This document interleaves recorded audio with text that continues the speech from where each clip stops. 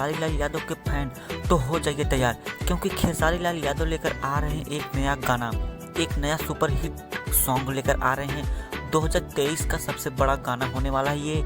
और आप लोगों को मैं बता दूं कि जो खेसारी लाल यादव है वो गाना जितना भी निकालते हैं सब सुपर हिट जाता है, और जितने भी गाना को निकालते हैं सुपर हिट जाता है। और मैं आप लोगों को इस गाने के बारे में बता देना चाहता हूँ।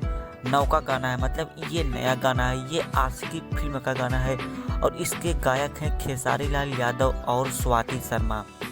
जी हाँ दोस्तों, इस गाने के गायक हैं खेसारी लाल यादव और स्वाति शर्मा। और मैं आप लोगों को बता देना चाहता हूँ कि गाने का क्या नाम है। गाने का नाम है मन मगन मगन। जी हाँ दोस्तों, गाने का नाम है मन मगन मगन। आप लोग YouTube पर इस गाने को जाकर देखिए, अपलोड हो चुका।